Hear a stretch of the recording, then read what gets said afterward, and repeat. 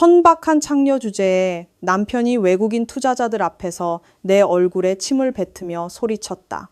그는 내가 아무 가치 없는 시골 아내라고 생각하며 만족스럽게 웃었다. 그러나 모든 방 사람들이 숨을 죽였고 그 순간 사장님은 오히려 무릎을 꿇고 공손하게 내 손등에 입을 맞췄다. 그리고 남편의 얼굴은 그의 실제 신분을 밝힐 때 새파랗게 질렸다. 이야기를 시작하기 전에 이 이야기를 시청하는 모든 분들은 댓글창에 어느 지역에서 시청하고 계신지 남겨주세요. 좋아요와 구독을 잊지 마세요. 이 채널이 더욱 발전하여 더 흥미로운 이야기를 제공할 수 있도록 말입니다. 꽤 호화로운 식당에서 접시가 대리석 테이블에 부딪히는 소리가 아침의 정적을 깼다. 김도우는 깔끔하게 정돈된 양복을 입은 채 눈앞의 아침 식사를 멍하니 바라보았다. 또 토스트야? 도우는 접시를 밀어 거의 떨어뜨릴 뻔하며 콧방귀를 뀌었다. 오늘이 무슨 날인지 몰라, 지수야? 오늘은 내 커리어가 결정되는 날이야. 난 에너지가 필요해. 이런 새 모의 같은 게 아니라. 방 한 구석에서 한지수는 고개를 숙이고 있을 뿐이었다. 그녀는 깨끗하지만 색이 바랜 가정용 원피스를 입고 있었다. 머리는 되는 대로 묶었고 화장기 없는 수수한 얼굴이었다. 누구도 그녀의 단순한 외모 뒤에 남편이 일하는 거대 기업의 유일한 상속녀가 숨어 있을 줄은 상상하지 못했다. 죄송해요, 여보. 아까 당신이 좋아하는 김치볶음밥을 해주고 싶었는데 가스가 떨어졌고 가스 배달원이 아직 오지 않았어요. 지수가 나지막이 대답했다. 그녀의 목소리는 부드럽고 차분했지만 도훈에게는 비참한 징징거림처럼 들렸다.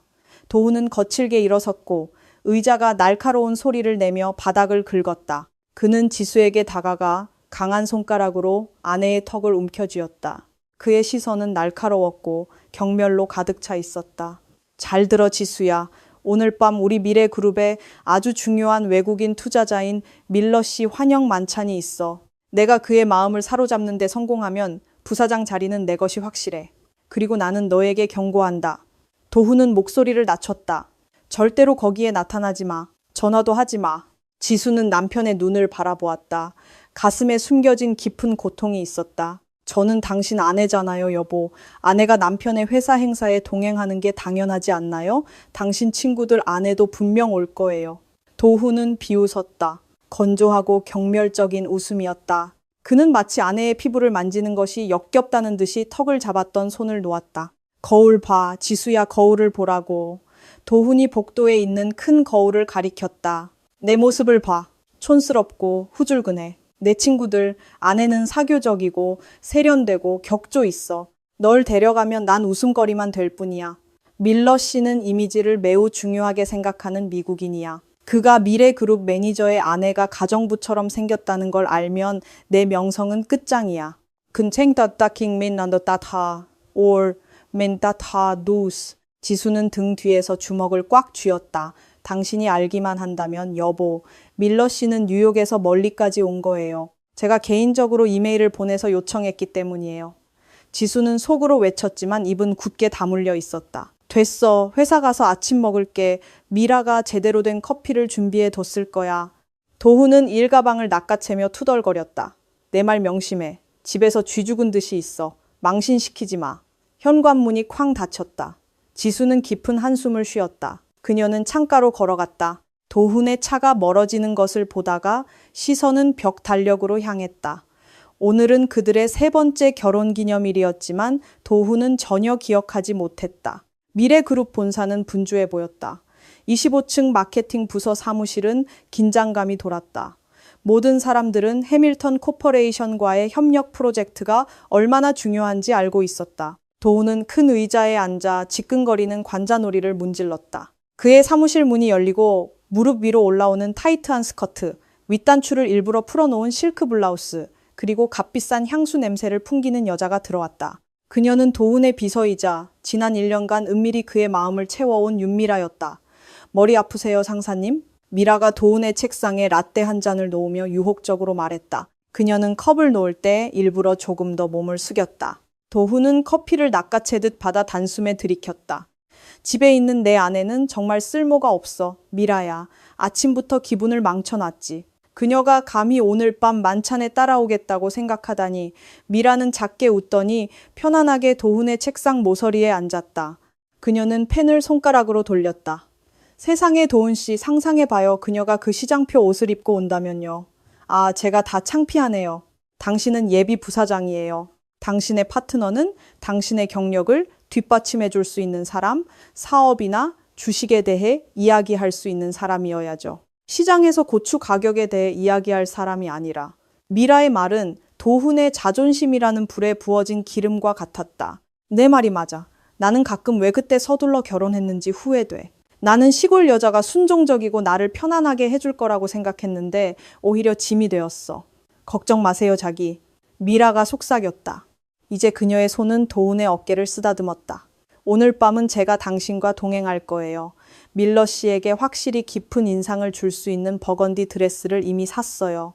우리는 파워 커플처럼 보일 거예요. 도훈은 미소를 지으며 미라의 손을 잡고 키스했다. 네가 있어서 다행이야, 미라야. 넌 정말 나의 구원자야. 아, 맞다. 내일 프레젠테이션 준비는 됐어? 완료됐죠. 어제 마이너스였던 판매 데이터를 조금 다듬어서 수익이 나는 것처럼 보이게 했어요. 밀러 씨는 의심하지 않을 거예요. 미라가 장난스러운 윙크와 함께 대답했다. 한편 그들의 전세 빌라에서는 지수가 옷장에 걸려있는 도훈의 여벌 양복을 청소하고 있었다. 양복 주머니를 뒤지던 그녀의 손에 영수증 한 장이 만져졌다. 보석 구매 영수증이었다. 5천만 원짜리 다이아몬드 목걸이였다. 구매 날짜는 지난주였다. 지수는 멈췄다. 지난주. 도훈은 시골에 계신 지수의 어머니 약값을 드릴 돈이 없다고 말했었다. 지수는 심지어 할머니가 물려주신 하나뿐인 반지를 팔아야 했었다. 그런데 도훈은 이렇게 비싼 목걸이를 살 여유가 있었고 지수는 그 목걸이를 받은 적이 없었다. 누구를 위한 거지, 여보? 지수는 나지막이 중얼거렸다. 눈가가 촉촉해졌다. 그녀는 바보가 아니었다. 그녀의 본능은 오래전부터 소리를 지르고 있었다. 하지만 그녀는 고인이 된 아버지께 그녀가 평범한 한지수로서 사랑받을 수 있다는 것을, 상속녀 한지수가 아닌 한지수로서 사랑받을 수 있다는 것을 증명하고 싶었기에 버텨왔다. 그러나 오늘 그 확신이 깨지기 시작했다. 지수는 오래된 폴더폰을 꺼냈다. 그녀는 지난 3년 동안 한 번도 연락하지 않았던 번호로 짧은 문자를 보냈다. 최 사장님, 자산 이전 서류를 준비해 주세요. 이제 때가 된 것 같습니다. 밤은 깊었다. 서울에서 가장 호화로운 5성급 호텔인 그랜드 서울 호텔은 빛나고 있었다. 고급 차들이 메인 볼룸 앞에 줄지어 서서 엘리트 손님들을 내려주었다. 크리스털 샹들리에와 오케스트라 음악으로 분위기는 매우 우아했다. 도훈은 검은색 턱시도를 입고 위풍당당하게 보였다. 그는 버건디 드레스를 입은 매혹적인 미라와 나란히 서 있었다. 그들은 잘 어울려 보였고 손님들을 맞이하며 가벼운 웃음을 터뜨렸다. 그러나 그의 미소 뒤에서 도훈의 얼굴은 창백해지기 시작했다. 그는 양복 주머니를 몇 번이고 더듬었다. 숨쉬기가 점점 어려워졌다. 왜 그래, 자기? 도훈의 초조함을 알아챈 미라가 속삭였다. 내 천식 흡입기. 미라야, 깜빡했어. 도훈은 당황하며 헐떡였다. 젠장, 너무 긴장해서 가방에 넣는 걸 잊었어. 숨이 막히기 시작해. 어떡해요? 비서실 직원에게 회사에 가서 가져오라고 할까요? 너무 오래 걸려. 우리 집이 회사보다 여기서 더 가까워. 하지만 도훈은 망설였다. 그는 지수에게 연락하고 싶지 않았다. 그러나 호흡 곤란은 점점 심해졌다. 도훈은 높은 스트레스에 의해 치명적일 수 있는 급성 천식 이력이 있었다. 그리고 오늘 밤 그의 스트레스 수준은 정점에 달했다. 떨리는 손으로 그는 지수에게 짧은 문자를 보냈다. 그것은 정중한 도움 요청이 아니라 명령이었다. 지수에게. 화장대 서랍에 있는 천식 흡입기, 지금 당장 그랜드 서울 호텔로 가져와. 로비 안내 데스크에 맡겨. 위로 올라오지 마. 나를 만나지도 마. 그냥 맡기고 집으로 돌아가. 지수는 막 저녁 예배를 마쳤을 때 이 문자를 받았다. 그녀는 가슴이 철렁 내려앉는 심정으로 문자를 읽었다. 남편이 아팠다. 하지만 비상 상황에서도 남편은 여전히 그녀를 위협하고 있었다. 지수는 망설임 없이 흡입기를 낚아챘다. 그녀는 옷을 갈아입지 않았다. 그녀는 여전히 동네 마트에 갈 때 입는 단순한 감색 원피스와 평범한 히잡을 착용하고 있었다. 서울의 교통체증을 가장 빨리 뚫을 수 있는 오토바이 퀵서비스를 불렀다. 기다려요, 여보. 당신에게 무슨 일이라도 생기면 안 돼요. 지수는 밤바람을 뚫고 오토바이 뒷좌석에서 중얼거렸다. 도훈에 대한 그녀의 사랑은 바보 같다고 생각했다. 상처를 받았음에도 불구하고 그녀는 여전히 남편이 고통받는 것을 두고 볼 수 없었다. 웅장한 호텔 로비에 도착하자 지수는 안으로 들어섰다. 그녀의 등장은 즉시 시선을 끌었다. 실크 드레스를 입은 여성들과 양복을 입은 남성들 사이에서 급하게 오느라 벗는 것을 잊어버렸다가 경비원에게 제지당하자 허겁지겁 벗은 헬멧과 단순한 옷차림의 지수는 극명한 대조를 이루었다. 경비원이 잠시 그녀를 막아섰다. 죄송합니다, 아주머니. 배달은 옆문으로 가셔야 합니다. 지수는 그 경비원을 날카롭게 바라보았다. 오랫동안 잠자고 있던 그녀의 위험 있는 아우라가 조금 나왔다. 저는 미래그룹 매니저 김도훈의 아내입니다. 아내 행사가 있습니다. 이건 응급약입니다. 제가 막는 바람에 제 남편이 쓰러지면 당신이 책임지실 겁니까? 경비원은 당황했다. 이 수수한 여성의 목소리에는 그를 움츠러들게 만드는 단호함이 있었다. 저기 아주머니, 안내 데스크는 저쪽에 있습니다. 지수는 안내 데스크를 향해 빠르게 걸어갔다. 그러나 엘리베이터가 열리고 한 무리의 사람들이 나왔다. 도훈, 미라, 그리고 친절하지만 위험 있는 얼굴의 나이든 외국인 남성이었다. 밀러 씨였다. 밀러 씨가 잠시 외부에서 담배를 피우고 싶어 했기 때문에 그들은 로비로 내려온 참이었다. 도훈은 웅장한 로비 한가운데 서 있는 익숙한 감색 옷차림의 모습을 보고 눈이 휘둥그레졌다. 심장이 텄는 것 같았다. 천식 때문이 아니라 부끄러움 때문이었다. 도훈은 얼어붙었다. 그는 밀러 씨가 자신의 시선이 향하는 곳을 따라보고 있다는 것을 알았다. 그 외국인 남성은 숨을 헐떡이며 흡입기를 들고 서 있는 지수를 바라보며 눈을 가늘게 떴다. 도훈, 저 여자는 누굽니까? 당신 쪽을 보는 것 같군요. 밀러 씨가 영어로 물었다. 도훈의 등줄기에 식은땀이 흘렀다. 옆에 서 있던 미라가 즉시 악의적으로 속삭였다. 큰일 났네. 저 신데렐라가 왔어요. 밀러 씨가 당신의 취향이 그렇게 저급하다는 것을 알면 당신의 클래스에 의문을 가질 거예요.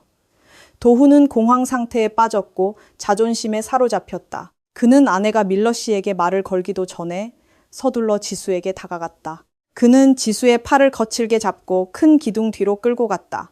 군중에게서 조금 떨어져 있었지만 어리둥절한 채 지켜보고 있던 밀러 씨에게는 여전히 잘 보였다. 너 귀머거리야? 도훈이 분노를 참으며 헐떡였다. 안내 데스크에 맡기라고 했잖아. 왜 거지처럼 여기에 서서 구걸하는 거야? 지수는 팔의 고통을 참으며 신음했다. 그녀는 흡입기를 내밀었다. 여보, 걱정했어요. 아까 너무 막혀서요. 안내 데스크가 당신에게 늦게 전달할까봐 걱정됐어요. 이건 당신 약이에요. 도훈은 지수의 손을 거칠게 쳐냈고 흡입기는 대리석 바닥에 떨어졌다. 철컥. 플라스틱이 바닥에 부딪히는 소리가 날카롭게 들렸다. 변명하지 마. 도훈이 고함을 질렀다. 그는 더 이상 약에 신경 쓰지 않았다. 그의 자존심은 이미 심하게 상처받았다. 너 일부러 그랬지. 사람들이 네가 내 아내라는 걸 알게 하려고 일부러 여기 온 거지. 내 상사 앞에서 날 망신시키고 싶은 거니? 주제를 모르는 여자 같으니. 여보, 맹세코 아니에요. 저는 그저. 도훈은 이미 눈이 뒤집혔다. 그는 멀리서 미라가 밀러 씨가 다가오고 있다는 신호를 보내는 것을 보았다. 도훈은 오해를 피하기 위해 눈앞에 이 여자와의 관계를 지금 당장 끊어야 했다. 잘 들어. 도훈은 밀러 씨가 몇 걸음 뒤에 있다는 것을 알면서도 큰 소리로 말했다. 나는 널 몰라. 나를 스토킹하는 것을 멈춰. 지수는 깜짝 놀랐다. 도훈 씨, 저는 당신 아내예요. 아내라고? 도훈은 경멸하며 웃었다. 그는 순수한 혐오의 시선으로 지수의 얼굴을 바라보았다. 내 모습을 봐. 내가 너처럼 누추한 아내를 둘 것 같아? 너는 내가 한 번 이용했던 싸구려 콜걸일 뿐이야.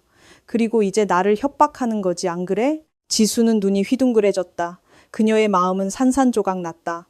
남편이 사람들 앞에서 그녀를 창녀라고 불렀다.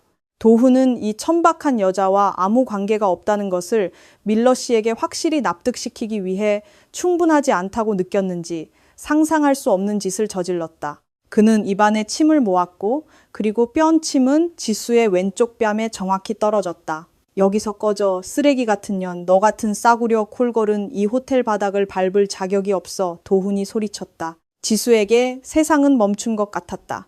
그녀는 그 따뜻하고 역겨운 액체가 뺨을 타고 녹아내리는 것을 느낄 수 있었다. 그녀는 지나가던 몇몇 손님들의 놀란 비명을 들을 수 있었다. 그녀는 뒤에서 미라가 만족스럽게 웃는 것을 보았고 밀러 씨도 보았다.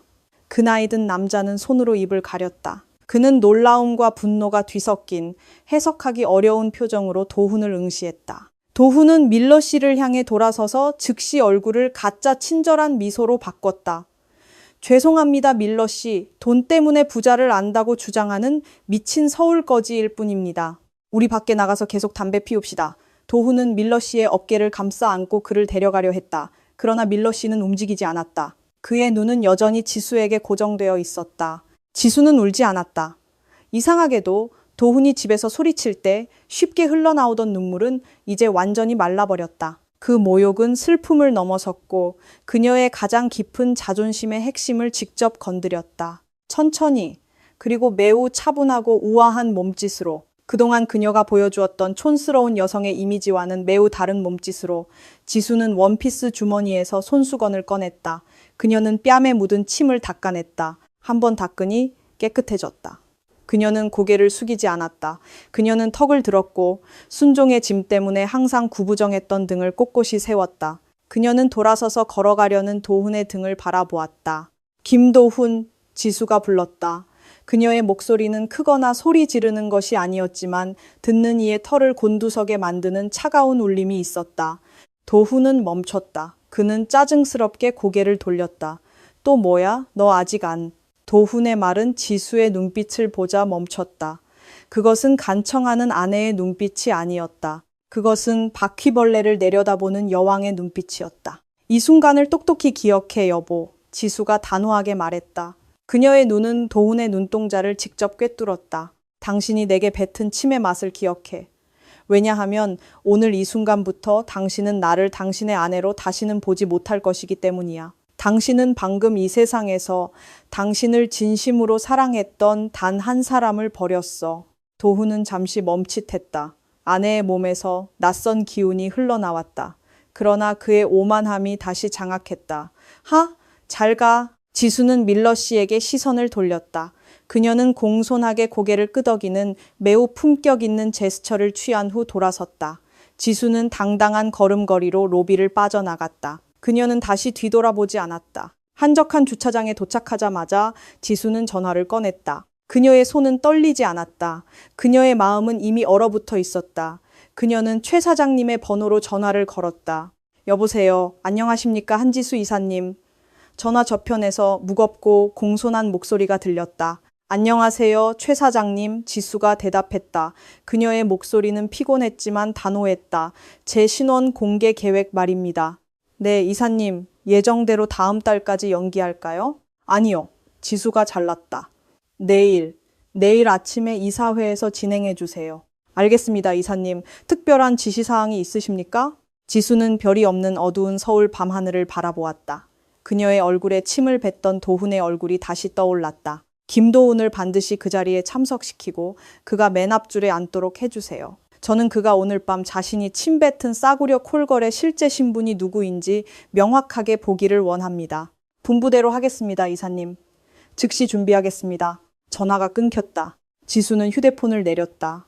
갑자기 개인 운전기사가 모는 고급 검은색 세단이 퀵서비스나 버스를 타는 것을 선호하여 지수가 항상 거부했던 그녀의 앞에 미끄러지듯 멈췄다. 제복을 입은 운전기사가 내려 뒷문을 열었다. 이번에 지수는 망설임 없이 차에 탔다. 어디로 갈까요, 사모님? 운전기사가 물었다. 친정으로요. 지수가 차갑게 대답했다. 도훈의 집은 더 이상 그녀의 거처가 아니었다. 차는 밤을 뚫고 달렸다. 여전히 호텔 로비에서 자신의 헛된 승리를 축하하며 웃고 있는 도훈을 남겨두고 그는 자신의 경력의 종말이 이제 막 시작되었다는 사실을 전혀 눈치채지 못했다. 도훈은 자정이 넘어 그들의 전세 빌라로 돌아왔다. 동료들과의 뒤풀이 파티에서 마신 술 때문에 약간 비틀거렸지만 승리의 미소는 그의 입가에서 떠나지 않았다. 떠나기 전 어깨를 두드리던 밀러 씨의 모습이 여전히 생생했다. 그는 자신의 자리가 안전하다고 확신했다. 로비에서 있었던 거지와의 소동은 완벽하게 처리되었다. 지수야! 도훈은 현관문을 열자마자 소리쳤다. 그는 신발을 되는 대로 걷어찼다. 어딨어? 따뜻한 생강차 좀 끓여줘. 머리가 아파. 정적이 흘렀다. 아무런 대답도 없었다. 보통 이맘때면 지수는 침실에서 황급히 나와 부은 얼굴에도 불구하고 재빨리 따뜻한 물을 가져다 주곤 했다. 도훈은 거실 불을 켰다. 텅 비어 있었다. 아직도 삐쳐 있군. 도훈은 콧방귀를 뀌며 중얼거렸다. 그는 아내가 남편의 명령을 감히 무시했다고 꾸짖을 준비를 하며 침실로 걸어갔다. 그러나 문을 열었을 때 눈앞의 광경은 그를 잠시 멈추게 했다. 침대는 너무 깔끔하게 정리되어 있어서 마치 아무도 사용하지 않은 것 같았다. 살짝 열린 옷장은 어두운 틈새를 드러냈다. 도훈은 눈살을 찌푸렸다. 궁금증이 졸음을 이겼다. 그는 옷장 문을 활짝 열었다. 텅 비어 있었다. 지수의 값싼 원피스들, 도훈이 자주 놀리던 면 소재의 잠옷들, 색이 바랜 히잡들, 모든 것이 사라졌다. 닫는 것을 잊은 창문에서 불어오는 바람에 플라스틱 옷걸이만 천천히 흔들리고 있었다. 도훈은 화장대로 향했다. 그곳도 텅 비어 있었다. 지수가 사용하던 베이비 파우더도 플라스틱 빗도 평소 거기에 놓여있던 그들의 결혼 사진도 없었다. 도훈은 짧게 웃었다. 경멸하는 듯한 웃음이었다. 도망쳤네. 진심으로 도망쳤어. 그는 깨끗한 식탁 위를 걸어갔다. 편지는 없었고 드라마 같은 극적인 메시지도 없었다. 그저 시든 꽃병 옆에 예비 열쇠만 놓여 있을 뿐이었다. 당황하거나 죄책감을 느끼는 대신 도훈은 이상한 안도감을 느꼈다. 그는 소파에 몸을 던지고 팔을 활짝 펼쳤다. 잘 됐어. 그는 천장에게 말했다. 네가 주제 파악을 해서 다행이야. 내가 힘들게 널 쫓아내거나 골치 아픈 이혼 절차를 밟는 것보다 네가 스스로 떠나는 게 낫지. 감정적인 여자 같으니. 가장 비참하게 울며 사과할 것이다. 도훈은 지수가 돈이 떨어지면 길거리를 헤매다가 대문 앞에서 울면서 사과할 것이라고 상상했다. 한편 자신은 내일 부사장으로 승진할 것이다. 그 대비되는 운명은 그를 우월하게 만들었다. 그는 지수가 필요 없었다. 그에게는 미라가 있었고 경력이 있었고 밝은 미래가 있었다. 지수는 스스로를 쓰레기통에 버린 다행스러운 어두운 과거일 뿐이었다. 그날 밤 도훈은 아무런 부담 없이 깊은 잠에 빠졌다. 그가 비웃던 쓰레기가 수억 원짜리 킹사이즈 침대에서 자고 있으며 전략가처럼 그의 파멸을 정확하게 설계하고 있다는 것을 전혀 알지 못한 채 말이다. 서울의 아침 해는 마치 도훈의 열정을 불태우는 것처럼 뜨겁게 빛났다. 그 남자는 가장 비싼 네이비 양복을 깔끔하게 차려입었다. 그는 면도를 깨끗이 하고 디자이너 향수를 뿌리고 차 거울에 비친 자신의 모습을 바라보았다. 누가 잘생겼지? 바로 너. 그는 자신에게 말했다. 미래그룹의 예비 부사장은 누구지? 바로 너. Can't you have also 유코포 빠치? 그의 휴대폰이 울렸다. 화면에 나의 미래라는 이름이 떴다. 미라의 연락처 이름이었다. 여보세요, 자기. 도훈이 쾌활하게 인사했다. 좋은 아침이에요, 큰 상사님. 미라의 애교 섞인 목소리가 상큼하게 들렸다. 어디에요? 최 사장님이 이사회 회의 일정을 오전 9시로 앞당기셨어요. 긴급 공지가 있대요. 나 가는 중이야. 긴급 공지라니. 와, 분명 내 승진에 관한 걸 거야. 아마 최 사장님이 모든 지점장들 앞에서 발표하고 싶으신가 봐. 당연하죠. 밀로 씨를 데려온 사람이 당신 말고 누가 있겠어요? 아, 맞다. 당신 아내는 어때요? 여전히 드라마예요? 도훈은 크게 웃었다. 드라마는 끝났어, 미라야. 그녀는 어젯밤에 도망쳤어. 모든 잡동사니들을 가지고 말이야. 집도 깨끗하고 내 인생도 깨끗해. 정말요? 오마이갓, 올해 최고의 소식이네요. 그럼 오늘 밤 당신 승진을 내 아파트에서 축하할 수 있겠네요. 아무도 전화해서 방해하지 않고요. 너 so we two in the man. This 너 따뜻니tit 네. 좋아, 로비에서 기다려. 미래 타워 건물에 도착한 도훈은 당당한 걸음으로 들어섰다. 그는 리셉션 직원, 경비원, 그리고 주니어 직원들에게 약간 거만한 미소를 지으며 인사했다. 그는 이 건물의 아우라가 자신과 하나가 되었다고 느꼈다. 곧 그는 단순한 매니저가 아닐 것이다. 그는 최상층의 통치자 중 한 명이 될 것이다. 40층 메인 회의실 앞에서 미라가 기다리고 있었다. 그녀는 도훈의 프레젠테이션 자료가 담긴 폴더를 들고 있었다. 당신 정말 신선해 보이네요. 미라가 도훈의 넥타이를 정리하며 칭찬했다. 그래야지. 오늘은 중요한 날이야. 회의실 문이 열렸다. 안의 분위기는 평소와 달랐다. 공기가 더 차가운 것 같았다. 마호가니로 된 긴 테이블은 얼굴이 긴장된 듯 보이는 고위 이사들로 둘러싸여 있었다. 보통 그들은 회의 시작 전에 편안하게 농담을 하곤 했다. 하지만 오늘은 그들은 꼿꼿이 앉아 있었고 조용했으며 때때로 진지하게 속삭였다. 도훈은 자신감 있게 들어섰고 평소 자신이 앉던 중간 줄의 의자를 당겼다.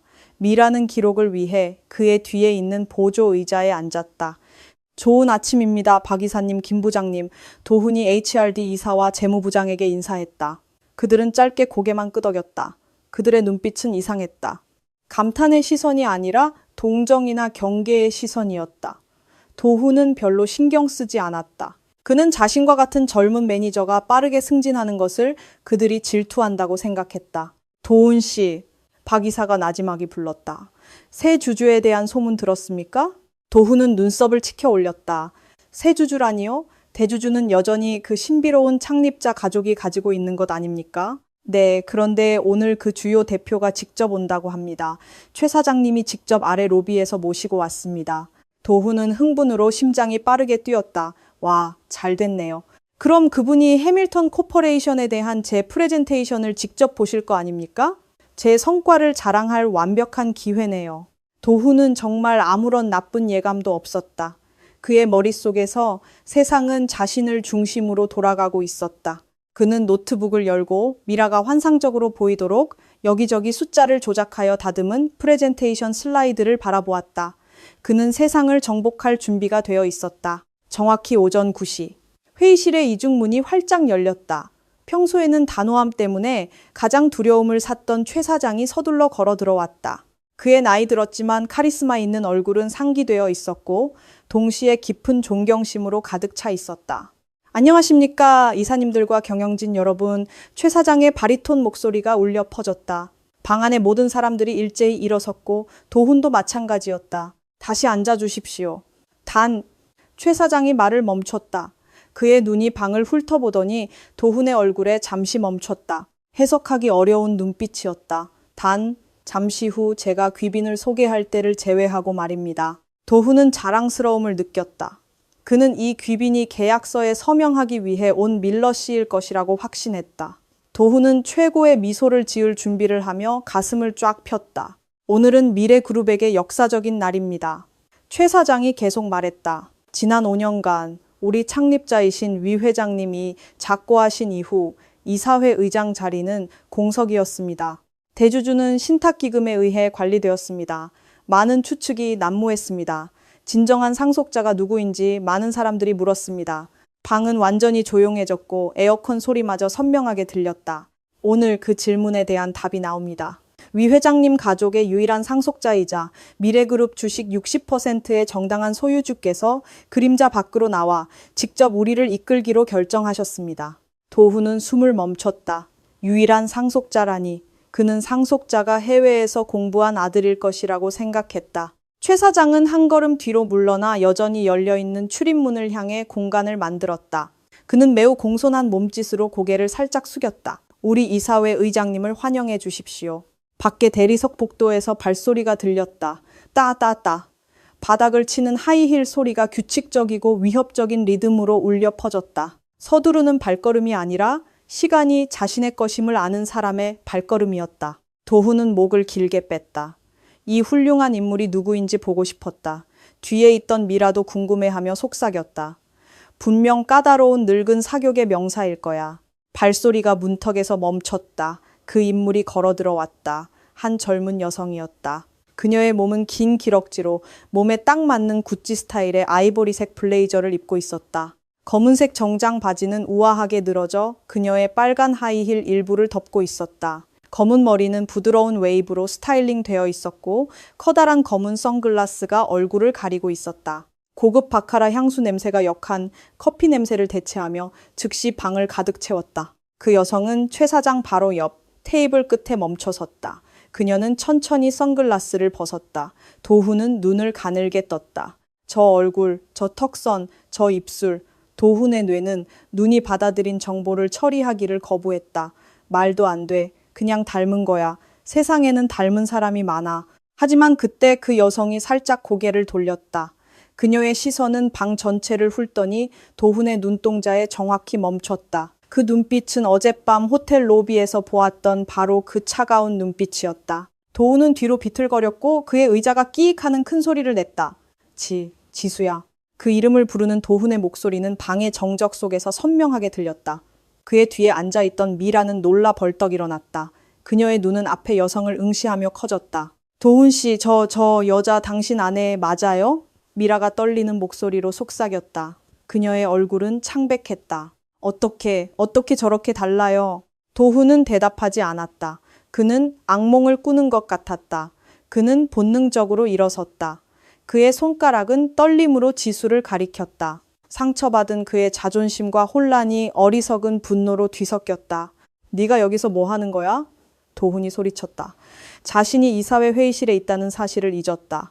또 잠입한 거야? 경비. 왜 이 미친 여자가 여기까지 통과할 수 있었던 거야? 보안팀. 당장 이 여자를 끌어내. 이 여자는 사기꾼이야. 도훈은 아내의 이 우스꽝스러운 농담이라고 생각하는 상황을 구하려고 다시 소리쳤다. 지수, 당장 집에 가. 회사에서 날 망신시키지 마. 지수는 움직이지 않았다. 그녀는 화내지도 두려워하지도 않았다. 그녀는 그저 조용히 서서 어린아이처럼 발작하는 도훈을 바라보았다. 그녀의 입가에 아주 얇은 냉소적인 미소가 살짝 걸렸다. 충분합니다, 김도훈 씨.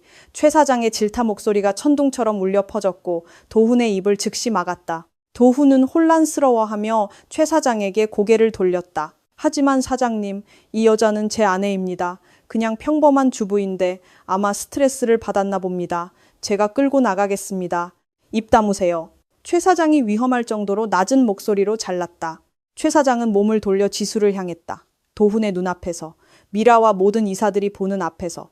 회사에서 가장 강력했던 최 사장은 상상할 수 없는 행동을 했다. 그는 90도로 깊이 허리를 숙였다. 그리고 지수의 오른손을 잡아 그 손등에 입을 맞췄다. 형식적인 키스가 아니라 그의 여왕에게 바치는 충실한 신하의 경이로운 키스였다. 미래그룹에 돌아오신 것을 환영합니다. 한지수 위원장님. 최 사장이 감격에 찬 떨리는 목소리로 말했다. 저희 직원의 무례함을 용서해 주십시오. 미래그룹 전체가 위원장님의 분부를 기다리고 있습니다. 도훈의 세상이 무너졌다. 그가 밟고 있던 바닥이 도는 것 같았다. 위, 창립자의 성, 위, 한지수 위. 리송고라, 보라바리, 바이송. 지수는 최 사장의 손에서 자신의 손을 천천히 뺐다. 그녀는 이제 산소 부족으로 입을 벌리고 멍하니 서 있는 도훈을 바라보았다. 감사합니다, 최 사장님. 지수의 목소리는 맑고 위엄 있고 통제력이 있었다. 도훈이 생활비를 요청할 때 듣던 나지막한 목소리와는 너무나 달랐다. 지수는 천천히 가장자리 의자로 걸어갔다. 오랫동안 비어있던 이사회 의장 자리였다. 그녀는 에르메스 가방을 테이블에 툭 하고 놓았다. 그 소리는 도훈의 귀에 마치 판사의 망치 소리처럼 울려 퍼졌다. 그녀는 우아하게 다리를 꼬고 앉아 도훈을 똑바로 응시했다. 앉아, 도훈. 지수가 명령했다. 그녀의 목소리는 차분했지만 도훈의 무릎을 즉시 힘없이 만들어 그가 다시 의자에 주저앉게 만드는 힘을 가지고 있었다. 방의 침묵은 너무나 숨막혀서 벽시계의 초침 소리마저 들릴 정도였다. 아무도 크게 숨쉴 엄두를 내지 못했다. 모든 눈은 지수에게 고정되었다가 이제 땀을 흘리며 새파랗게 질린 도훈에게 조심스럽게 향했다. 문이 다시 열렸다. 이번에는 밀러 씨가 들어왔다. 도훈은 약간의 바보 같은 희망을 가졌다. 어쩌면 밀러 씨는 모를지도 몰라. 어쩌면 그가 나를 도와줄 수 있을지도. 하지만 그 희망은 밀러 씨가 지수를 보자마자 산산조각 났다. 그 외국인 남자는 환하게 웃으며 팔을 벌리고 지수에게 빠르게 걸어갔다. 오, 한 위원장님, 오랜만입니다. 밀러 씨가 소리쳤다. 지수는 잠시 일어서서 밀러 씨와 친근하게 악수했다. 안녕하세요, 존 아저씨. 어젯밤 잠깐 드라마에 출연해 주셔서 감사합니다. 천만에요. 밀러 씨는 웃으며 경멸의 시선으로 도훈을 바라보았다. 당신의 남편 연기를 보니 거의 토할 뻔했습니다. 아, 죄송합니다. 전 남편이 될 뿐이었죠. 그 침을 함부로 뱉던 남자 말입니다. 도훈은 얼굴에서 피가 빠져나가는 것을 느꼈다. 밀러 씨가 모든 것을 알고 있었다. 그렇다면 이 모든 시간 동안 그는 지수가 만든 무대 위에 광대였던 것인가? 지수는 다시 앉았다. 그녀는 테이블 위에 인터폰 버튼을 눌렀다. 비서팀 생수와 휴지를 가져다 주세요. 제 남편이 땀을 너무 많이 흘리는 것 같군요. 그 문장은 상황을 이해하기 시작한 몇몇 이사들의 참았던 웃음을 터뜨리게 했다.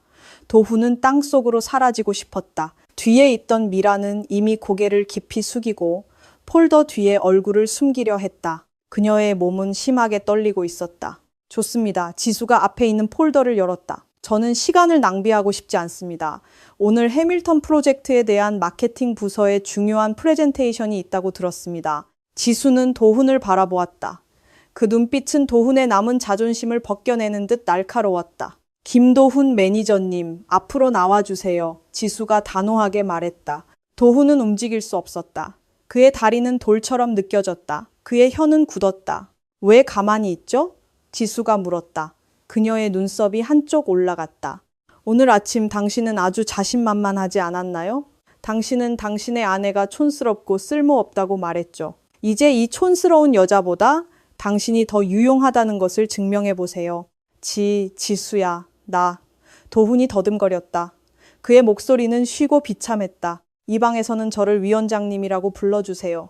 지수가 날카롭게 잘랐다. 아니면 위 이사님이라고요. 저는 당신이 아침 식사 때문에 소리칠 수 있었던 그 바보 같은 아내 지수가 아닙니다. 지수는 몸을 앞으로 숙이며 도훈을 응시했고 그 강렬함은 그 남자의 용기를 원자만큼 작게 만들었다.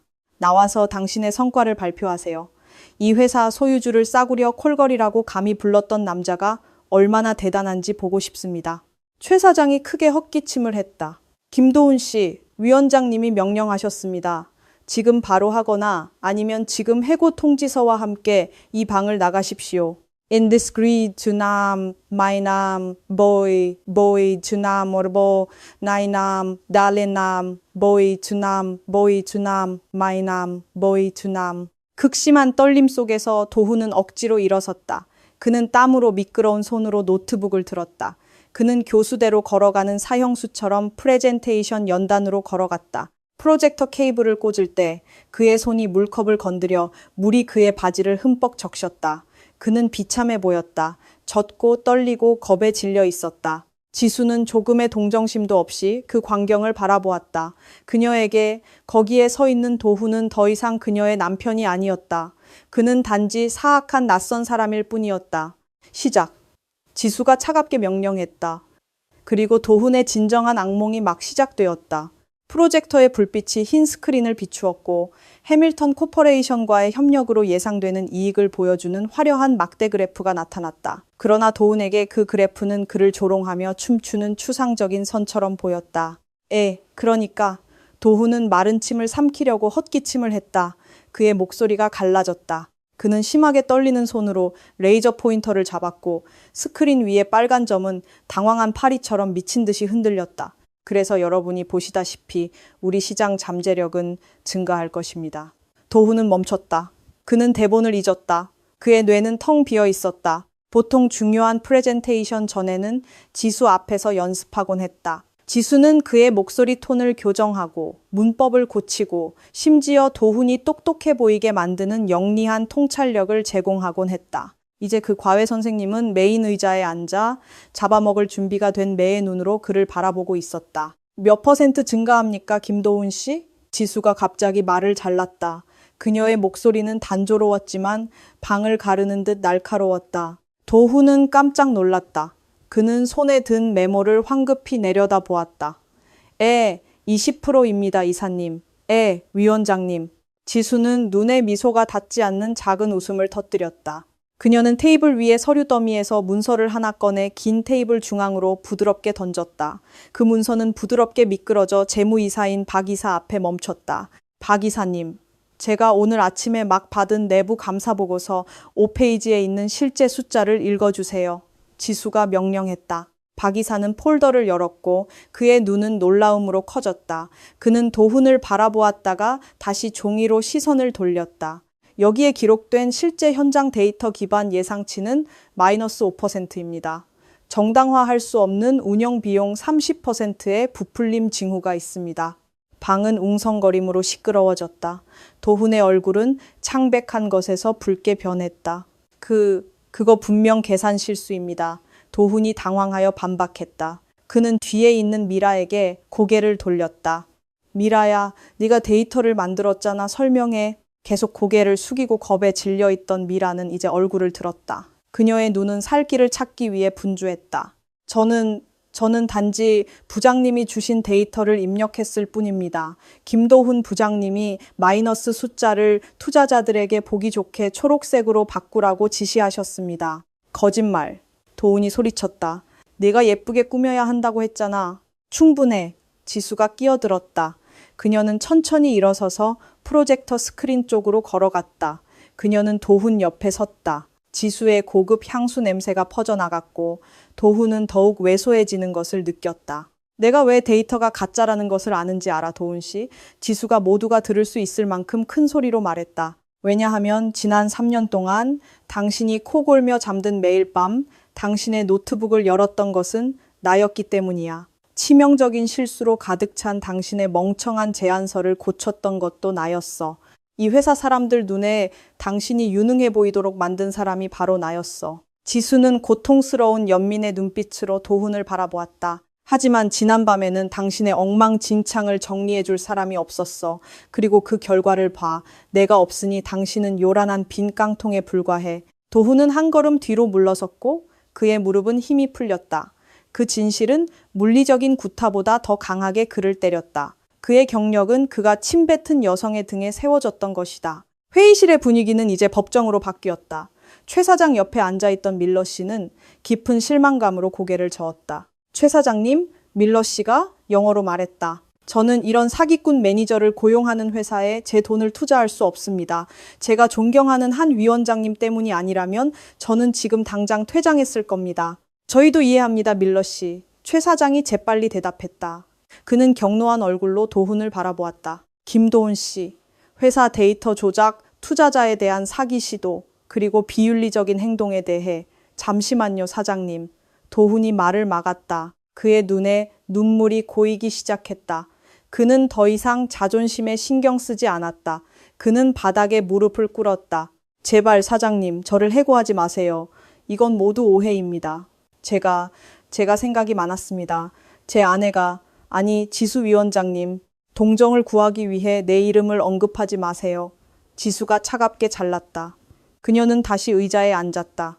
최 사장님, 법적 절차대로 진행하세요. 김도훈 씨, 당신은 불명예스럽게 해고됩니다. 최 사장이 단호하게 계속 말했다. 그리고 이것은 기업 사기 형사 사건이기 때문에 당신의 퇴직금은 몰수됩니다. 우리는 또한 당신의 이름을 산업협회 블랙리스트에 올릴 것입니다.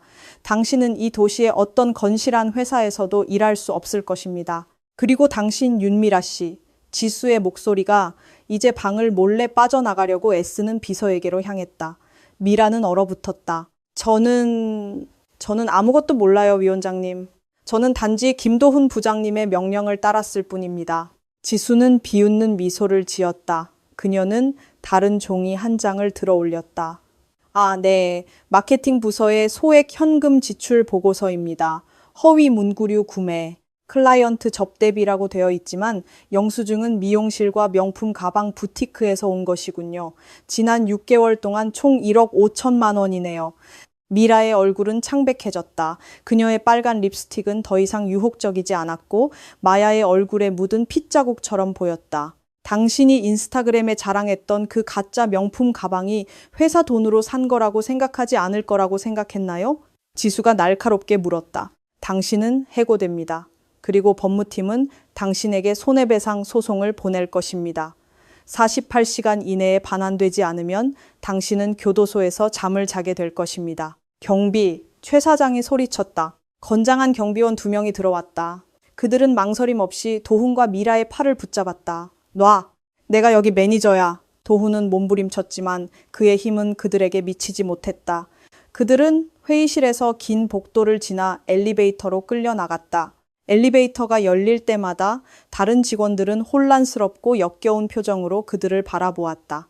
절정은 메인 로비였다. 접수원, 경비원, 그리고 지나가는 손님들 앞에서 도훈과 미라는 문자 그대로 건물 회전문을 통해 내던져졌다. 그들의 아이디 카드는 강제로 빼앗겨 그들의 눈앞에서 부러졌다. 도훈은 뜨거운 수디름한 보도 아스팔트에 주저앉았다.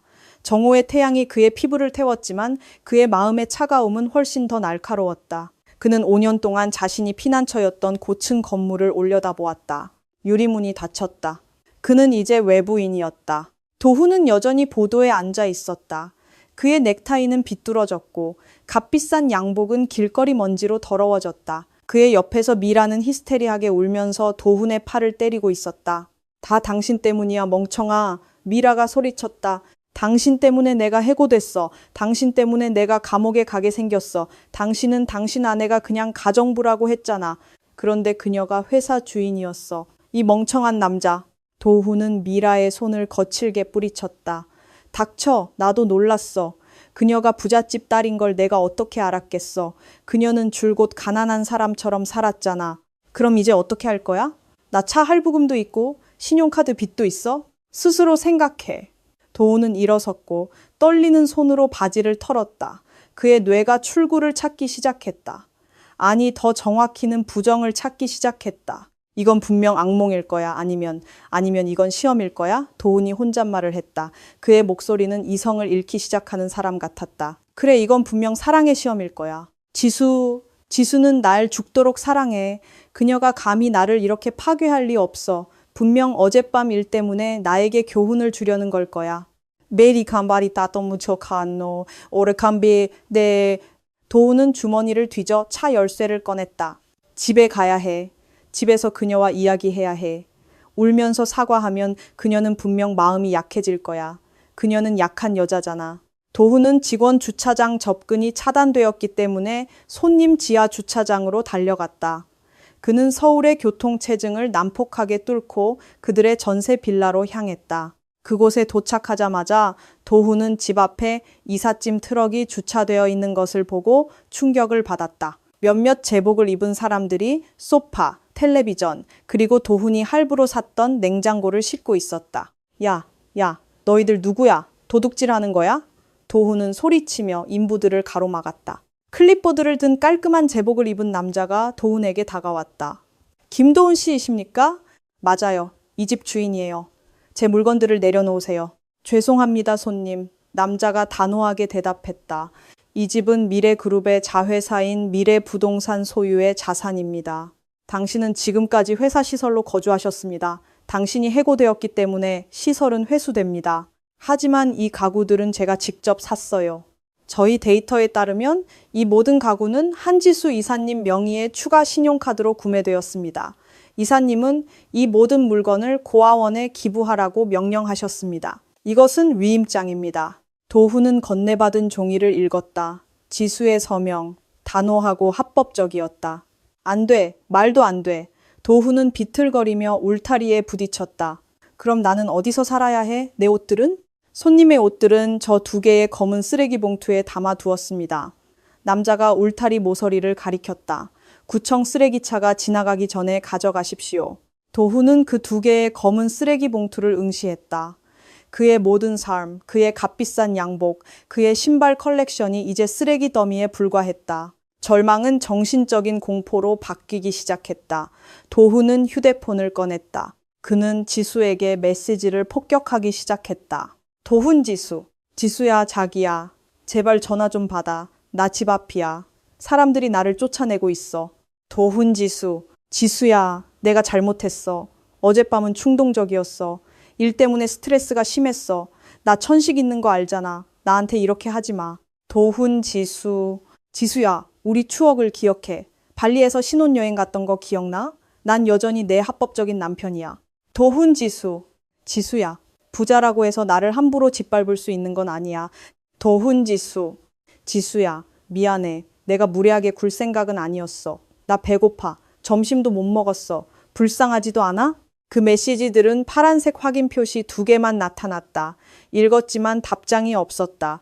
그 침묵은 고함보다 더 큰 공포였다. 도훈은 자신이 두꺼운 콘크리트 벽에 소리치고 있다는 것을 깨달았다. 그날 밤 도훈은 별 5개 호텔에서 신용카드가 거부당했기 때문에 축축한 모텔 호텔 메라티에서 잠을 자야 했다. 갈 곳이 없던 미라도 뚱한 얼굴로 그와 함께했다. 담배 냄새가 나는 좁은 방에서 그들은 침대에 앉아 컵라면을 먹었다. 어젯밤의 화려한 만찬과는 슬픈 대조를 이루었다. 우리 그냥 있을 수만은 없어, 도훈 씨. 미라가 플라스틱 포크로 라면을 휘저으며 말했다. 그녀의 눈이 간사하게 빛났다. 당신 아내, 아니 우리의 전 상사. 그녀는 돈이 있다고 해서 마음대로 할 수 있다고 생각하는 것 같아. 그럼 어쩌라는 거야? 그녀가 모든 것을 가지고 있잖아. 도훈이 절망적으로 대답했다. 우리에게는 그녀가 가지지 못한 무기가 있어. 여론이지. 미라가 재빨리 말했다. 그녀는 휴대폰을 꺼냈다. 요즘 세상에는 가난한 사람을 짓밟는 부자는 사회의 적이야. 우리가 사실을 뒤집자. 무슨 뜻이야? 우리가 슬픈 이야기를 만들자. 당신이 그녀와 처음부터 함께했던 성실한 남편이었다고 소문내. 그리고 그녀가 갑자기 유산을 받고 오만해져서 그 늙은 외국인 밀러 씨와 바람이 나서 당신을 한 푼도 주지 않고 집에서 쫓아냈다고 말이야. 한국 사람들은 불쌍해 보이는 피해자에게 쉽게 동정심을 느껴. 도우는 잠시 망설였다. 하지만 거짓말이 들통나면 누가 부자의 해명을 들으려 하겠어? 네티즌들은 일단 욕하고 나중에 생각해. 미래그룹의 이름이 더러워지고 주식이 떨어지면 그녀는 분명 당황해서 우리에게 입막음 돈을 줄 거야. 탐욕이 도훈의 눈에 다시 불타올랐다. 그 아이디어는 그럴듯하게 들렸다. 그는 보상을 받을 자격이 있다고 느꼈다. 그날 밤 그들은 일부러 초췌하게 만든 얼굴로 도훈의 비디오를 녹화했다. 그는 실제로 초췌했기 때문에 어렵지 않았다. 그리고 빨개진 눈으로 미라의 휴대폰 카메라 앞에서 말했다. 안녕하세요 네티즌 여러분, 저는 김도훈입니다. 저는 평범한 회사원일 뿐입니다. 제 아내 지수는 제가 일하는 회사의 소유주라고 방금 고백했습니다. 명확한 이유 없이 그녀는 저를 해고하고 집에서 쫓아내고 제 옷들을 쓰레기통에 버렸습니다. 그녀는 외국인 투자자와 바람을 피웠습니다. 저는 더 이상 아무것도 없습니다. 저를 도와주세요. 도훈은 비디오 끝에 악어의 눈물을 흘리기까지 했다. 미라는 극적인 슬픈 음악으로 비디오를 편집하고 갑자기 부자가 된 아내에게 버림받은 남편의 슬픈 이야기라는 텍스트를 추가한 후 그것을 틱톡, 트위터, 인스타그램에 업로드했다.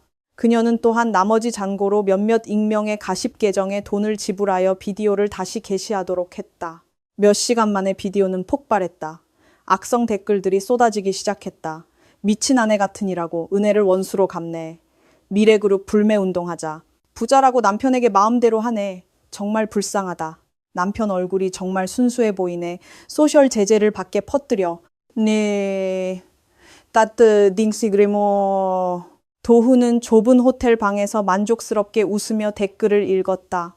그는 자신이 이겼다고 느꼈다. 그는 군대를 얻었다고 느꼈다. 이제 끝이야. 지수야. 도훈이 속삭였다. 네가 돈을 가질 수 있지만 나에게는 여론이 있어. 다음 날 아침 미래타워 로비는 소란스러웠다. 연예 전문 기자들과 억압받는 남편 연합이라고 자칭하는 사람들이 건물 앞에서 시위를 벌였다. 미래그룹의 주식은 개장 시점에 2% 하락했다. 가장 호화로운 이사회 의장실에서 지수는 시위 뉴스를 보여주는 대형 TV 화면을 바라보았다. 그녀의 얼굴은 평온했고 당황한 기색은 전혀 없었다. 옆에 서 있던 최 사장은 격분해 보였다. 지수 위원장님, 이건 너무 지나칩니다. 그들이 위원장님과 회사의 명예를 훼손하고 있습니다. 기자회견이 필요할까요? 지루한 기자회견은 필요 없습니다, 최 사장님. 지수가 태연하게 대답했다. 그녀는 따뜻한 차이 밀크티를 한 모금 마셨다. 대중은 이제 영리합니다. 하지만 그들에게는 시각적인 증거가 필요합니다. 서사를 서사로 갚으면 끝나지 않지만 서사를 사실로 갚으면 치명적입니다. 지수는 테이블 위에 노트북을 가리켰다. IT팀이 그날 밤 호텔 CCTV 영상을 준비했나요? 네, 위원장님. HD 화질입니다. 오디오도 우연히 장식용 마이크가 있는 기둥 근처에 서 계셨기 때문에 꽤 선명합니다. 그리고 미라의 횡령 데이터와 도훈의 조작 데이터도 쉽게 이해할 수 있는 인포그래픽 형태로 준비되었습니다. 지금 바로 회사 공식 소셜미디어 채널에 모두 공개하고 어젯밤 도훈의 영상을 퍼뜨린 가십 계정에도 보도 자료를 보내세요. 최 사장은 고개를 끄덕이며 홍보팀에 신호를 보냈다. 오전 10시 정각 미래그룹의 공식 계정은 진실은 드라마를 필요로 하지 않는다는 짧은 캡션과 함께 3분짜리 영상을 게시했다. 2월 2일 그랜드 서울호텔 사건의 사실과 김도훈 씨의 해고 이유입니다. 영상은 선명한 CCTV 영상을 보여주었다. 도훈이 지수를 끌고 가는 모습, 도훈이 욕설을 퍼붓는 모습, 그리고 가장 결정적인 순간, 도훈이 지수의 얼굴에 침을 뱉는 순간과 그의 외침이 선명하게 들렸다. 너 같은 싸구려 콜걸은 여기에 있을 자격이 없어. 영상은 다음 슬라이드로 이어졌다. 도훈이 지수에게 약을 가져오라고 명령했지만 들어오지 못하게 막는 문자 메시지 증거. 미라가 회사 돈으로 명품을 구매한 이체 증거. 그리고 도훈이 만든 데이터 조작 그래프. 그 효과는 즉각적이고 폭발적이었다. 도훈을 변호했던 네티즌들은 완전히 속았다고 느꼈다. 그들의 분노는 180도 방향을 틀었고 10배의 강도로 폭발했다. 도훈의 영상에 달렸던 댓글들은 이제 무시무시한 욕설로 바뀌었다. 와, 이 망할 놈이 아내에게 침을 뱉었어? 어떤 인간이 저래? 진심으로 널 옹호한 내가 후회된다. 조작하는 놈이 피해자 코스프레하네. 해고될 만하네. 알고 보니 횡령의 바람까지 피웠네. 역겨워. 그 내연녀도 부끄러운 줄 몰라. 회사 돈 훔치고 아직도 스타일을 유지하려 하다니. 도훈과 미라는 호텔 근처 백반집에서 점심을 먹고 있었다. 그때 그들의 휴대폰 알림이 쉴 새 없이 울렸다. 지지의 알림이 아니라 위협이었다. 도훈의 휴대폰이 뜨거울 정도로 심하게 떨렸다. 이게 뭐야? 도훈이 트위터를 열었다. 남편 비열한 놈과 재벌가 아내 팀이 실시간 트렌드 1위에 올랐다. 그들이 우리가 여기 있다는 것을 알았어. 미라가 휴대폰 화면을 보며 겁에 질려 소리쳤다. 누군가 우리에게 달걀을 던지러 온다고 했어. 갑자기 가죽 재킷을 입은 건장한 남자 2명이 백반집으로 들어왔다. 그들은 주변을 둘러보더니 도훈에게 시선이 고정되었다. 김도훈 씨이십니까? 남자 중 한 명이 거칠게 물었다. 도훈은 마른 침을 삼켰다. 네, 누구시죠? 기자입니까? 저희는 자동차 리스 업체입니다. 남자가 임무수행 증명서를 보여주었다. 손님이 모시는 파제로 스포츠 차량 할부금이 3개월 연체되었고 손님이 더 이상 일하지 않는다는 정보를 받았습니다. 지금 당장 차량을 회수해야 합니다. 안 돼요. 그게 제 유일한 발인데. 도훈이 저항하려고 일어섰다. 열쇠 주십시오, 손님. 아니면 횡령 혐의로 경찰을 부르겠습니다. 백반집 밖에서 몇몇 사람들이 모이기 시작했다. 그들은 바이럴 영상에서 도훈의 얼굴을 알아보았다. 속삭임은 환호성으로 바뀌었다.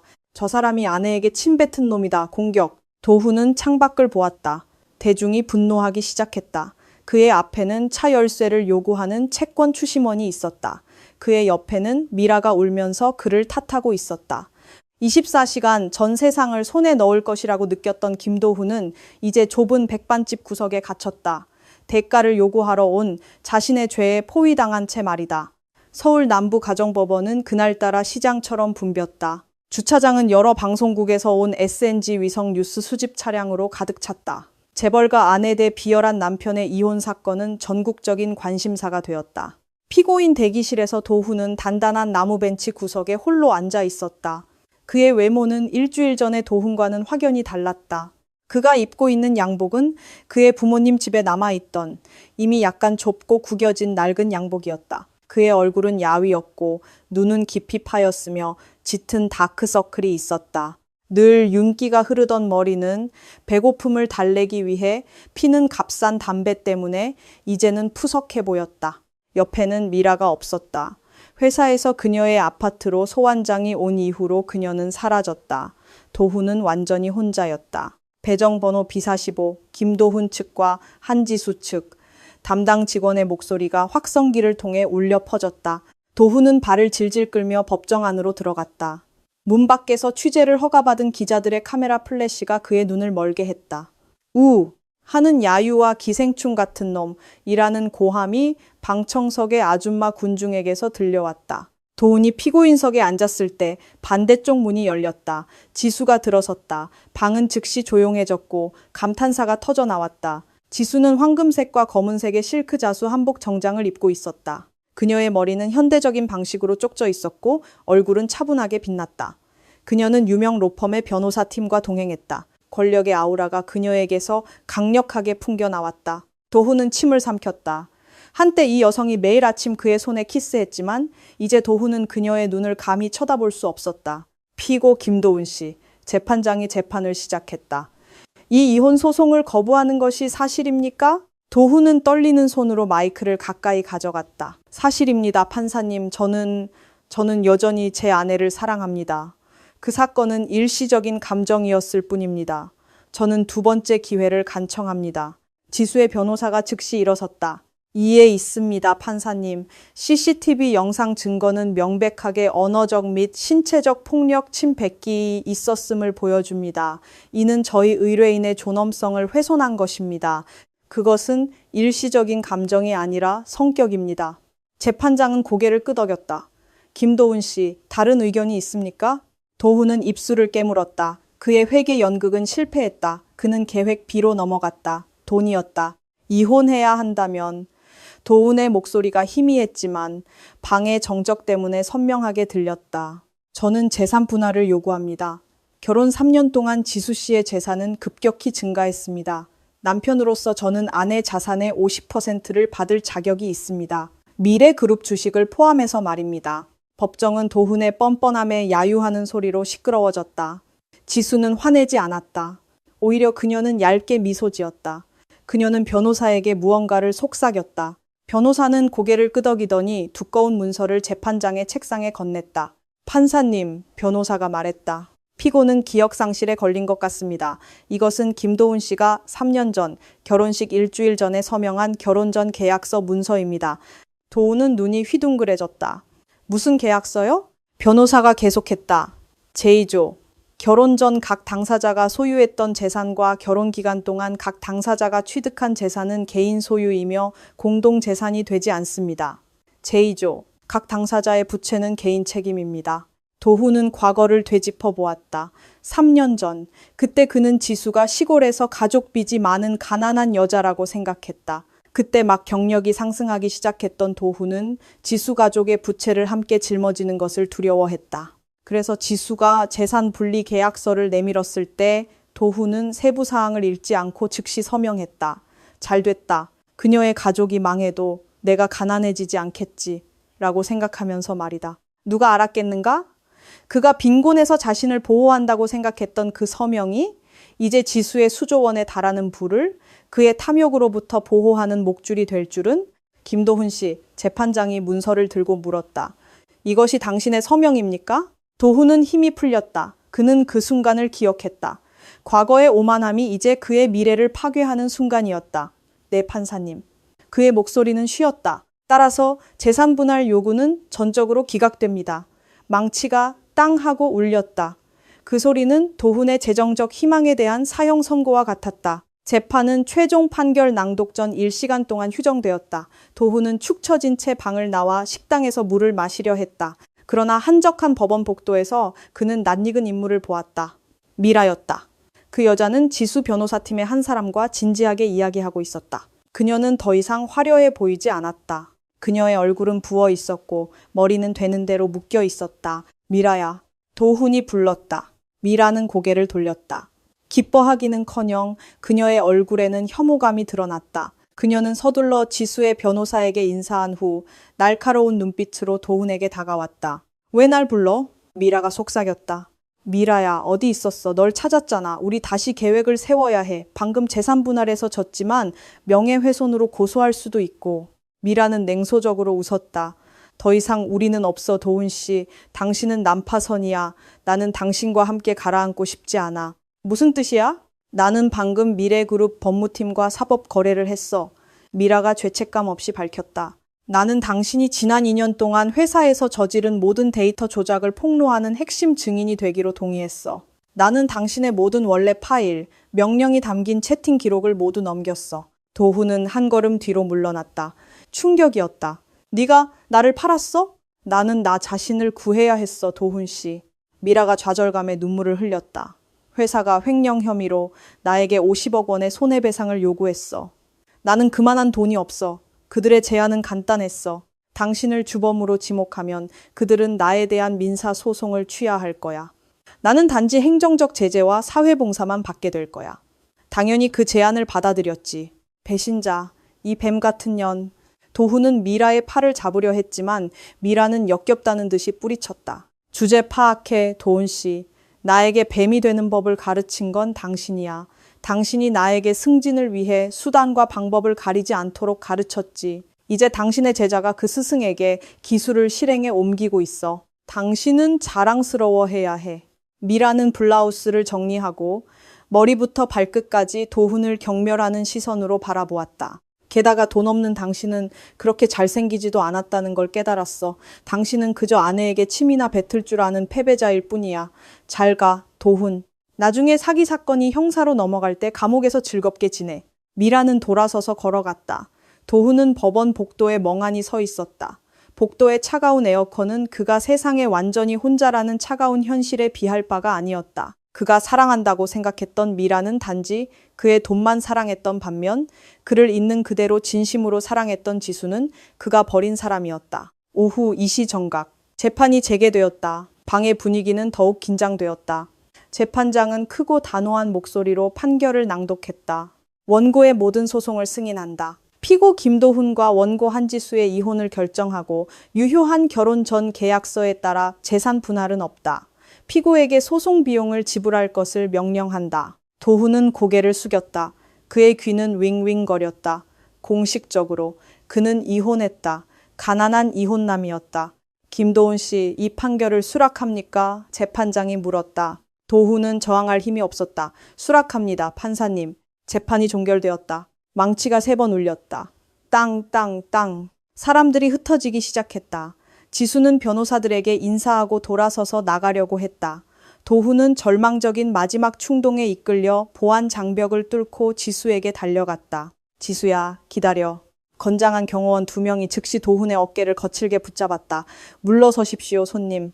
지수는 멈췄다. 그녀는 경호원들에게 조심스럽게 거리를 두되 조금의 공간을 주라는 손짓을 했다. 그녀는 도훈을 향해 돌아섰다. 그들의 거리는 단 2미터였지만 마치 2개의 다른 세계처럼 느껴졌다. 지수야.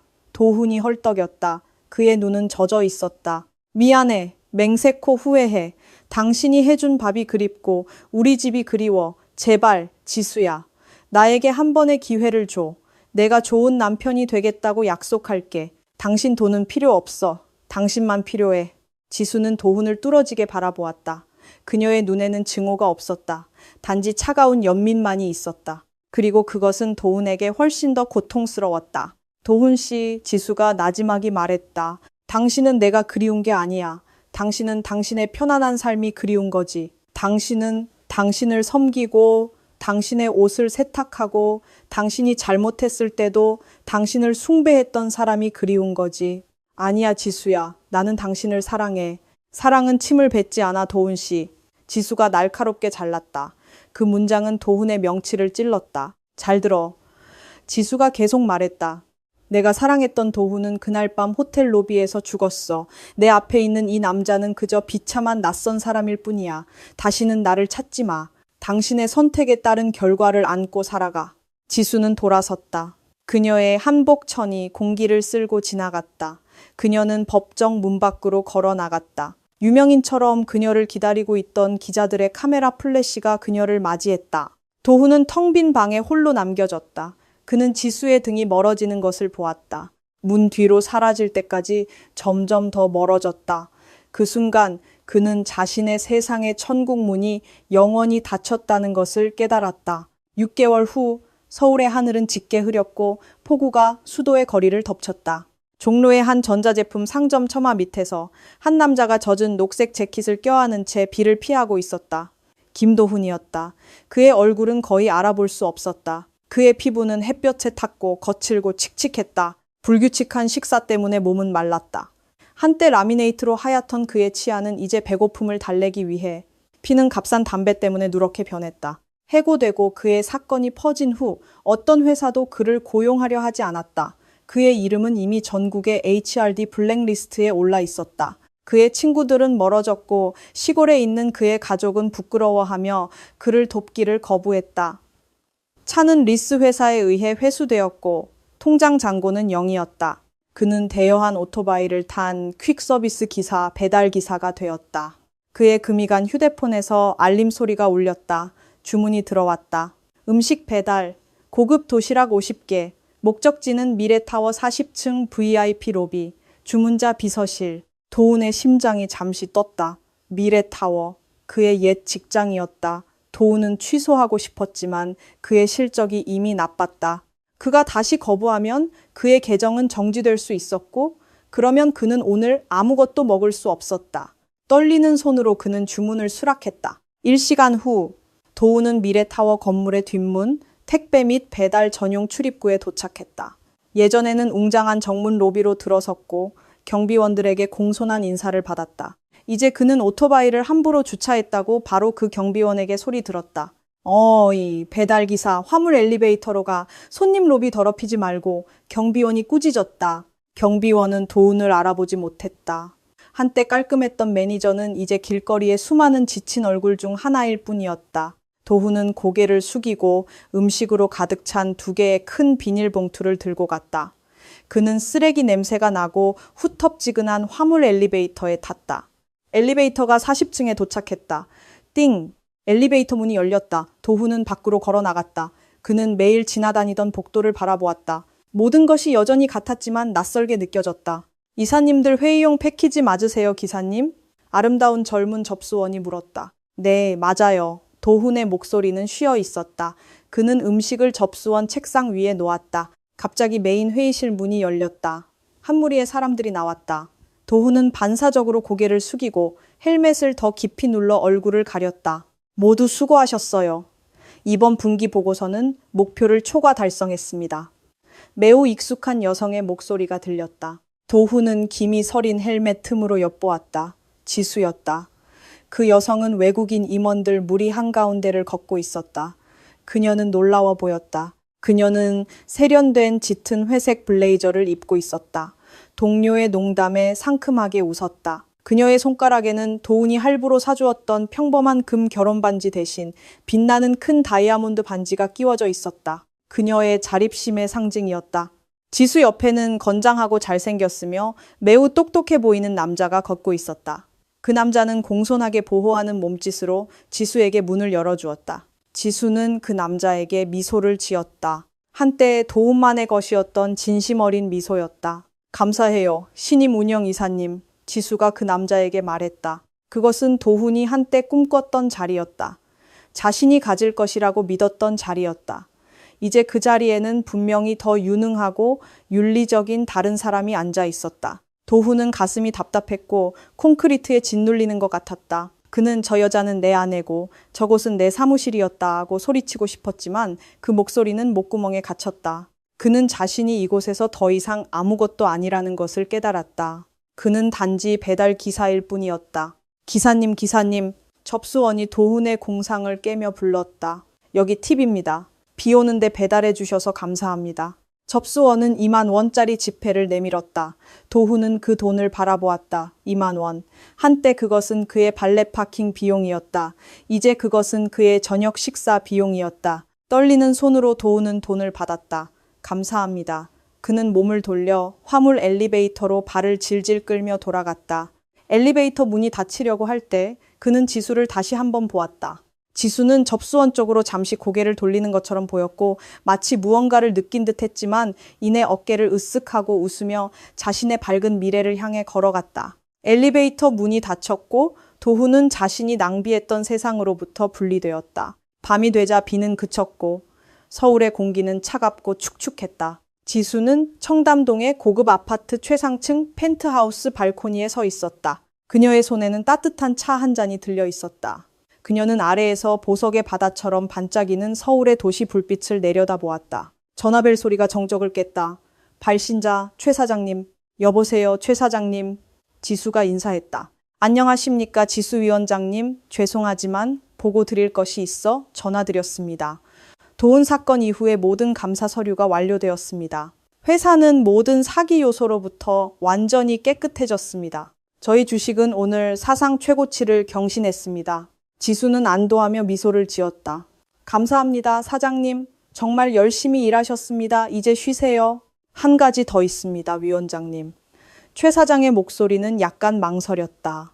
오늘 오후 접수원이 점심 배달을 온 퀵서비스 기사가 이상해 보였다고 말했습니다. 그는 한참 동안 위원장님을 바라보았다고 합니다. 특징으로 보아 전 남편인 것 같습니다. 지수는 잠시 침묵했다. 그녀는 차를 마셨고 그 따뜻함이 몸 전체로 퍼지는 것을 느꼈다. 그녀는 오늘 오후 회사에서의 순간을 기억했다. 그녀는 누군가의 시선을 느꼈었다. 깊은 고통과 후회로 가득 찬 시선이었다. 그가 화났을까? 아니다. 그녀는 더 이상 화나지 않았다. 슬펐을까? 더 이상 아니다. 그리웠을까? 전혀 아니다. 그냥 두세요, 사장님. 지수가 차분하게 대답했다. 모든 사람은 각자의 길을 가지고 있습니다.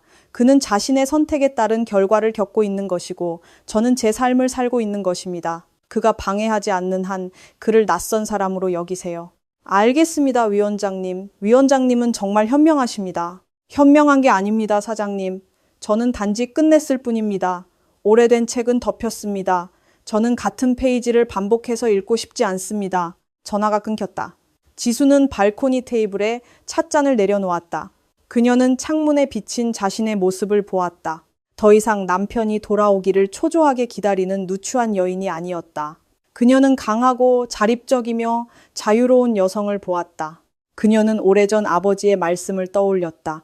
지수야, 너는 보석이다. 내 자신을 진흙으로 덮게 두지 마. 누군가 너를 진흙 속에 던져도 그 진흙이 마르고 떨어져 나갈 때까지 더 밝게 빛나라. 지수는 활짝 웃었다. 그녀는 팔을 벌리고 밤 공기를 깊이 들이마셨다. 자유로웠다. 그 느낌은 정말 좋았다. 아래에 막힌 거리에서 도훈은 아마도 고가도로 밑에서 운명을 한탄하며 비를 피하고 있을 것이다. 하지만 여기 위에서 한지수 위원장은 고개를 꼿꼿이 들고 내일을 맞이할 준비가 되어 있었다. 그녀에게는 백마탄 왕자가 필요하지 않았다. 그녀는 자신의 성의 여왕이었다. 그리고 모욕당한 재벌가 아내의 이야기는 피해 복수가 아닌 가장 치명적이고 우아한 보복이 된 성공으로 끝이 났다.